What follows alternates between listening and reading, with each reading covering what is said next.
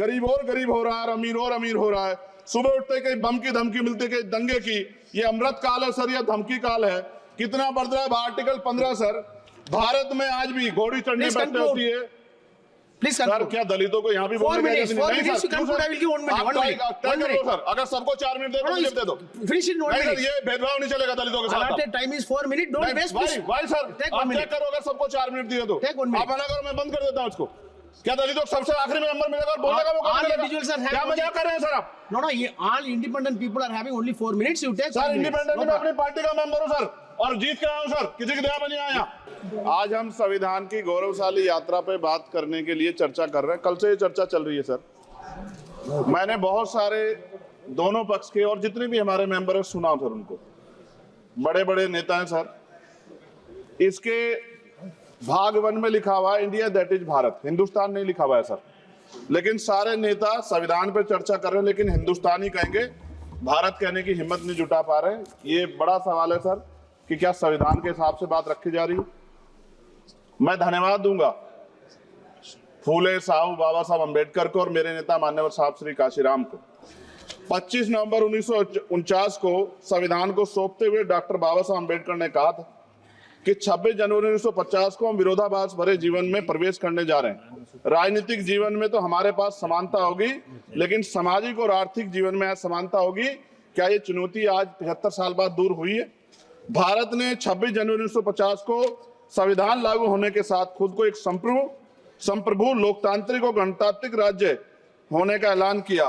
लेकिन सर उस समय संविधान की स्थिति ये थी कि जैसे गांव का कोई आदमी, मैं 50 की बात कर रहा हूं, वो 50 साल पहले शहर में आ जाता और बड़े लोगों की महफिल में चला जाता, उस जहां वो खाना खा रहे हो, और वो टेबल पे नैपकिन को खा के जो है ये कहता कि ये तो फीका, क्योंकि वो जानता ही नहीं था, वो समझता नहीं था संविधान को, संविधान है क्या। संविधान उसके लिए महज दस्तावेज था।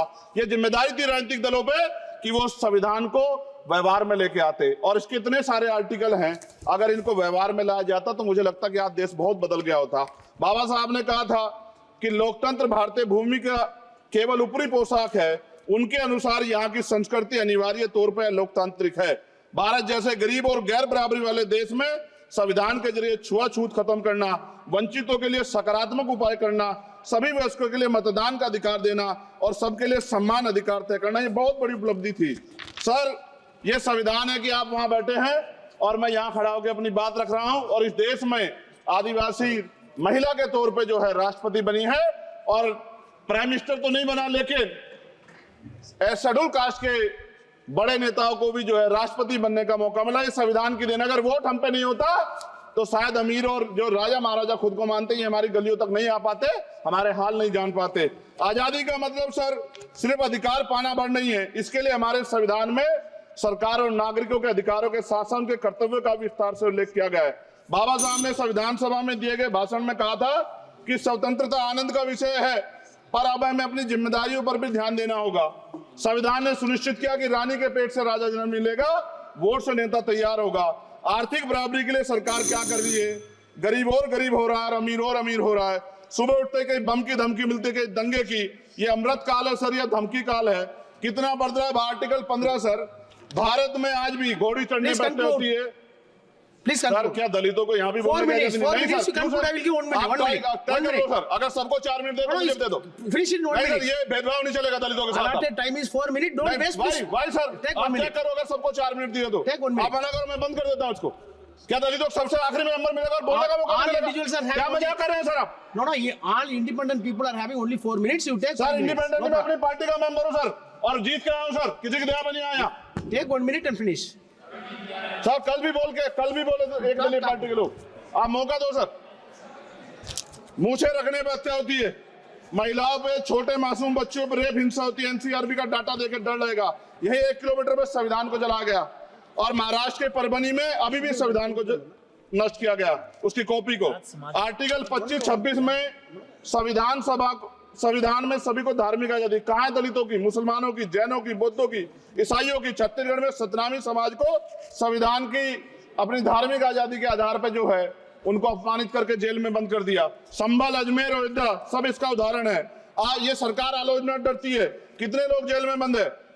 मिरान हैदर, खालिद सैफी, उमर खालिद, खान, सिफा खान, गुलिफ्ता फातिमा और आजम खान साहब राजनीतिक विरोध में बंद है। सरकार यहाँ बैठी है, सरकार सामाजिक न्याय की बात करती है। बताए कितने दलित मुख्यमंत्री बना रखे हैं आपने? 13 ज्यादा सरकार स्टेट में सरकार है। कितनी महिला मुख्यमंत्री है? आपकी सरकार ने सुप्रीम कोर्ट के आदेश के बाद रिजर्वेशन प्रमोशन में जारी नहीं किया, और ओबीसी को पॉलिटिकल रिजर्वेशन आप देंगे नहीं देंगे, आप बताने का काम करें। मैं 75 साल की गौरव यात्रा में हम एक सभ्य समाज नहीं बना पाए, इसलिए जाति आधार पर SC ST OBC के बच्चों को प्राइमरी स्कूल से लेकर उच्च संस्थानों में भेदभाव किया जाता है।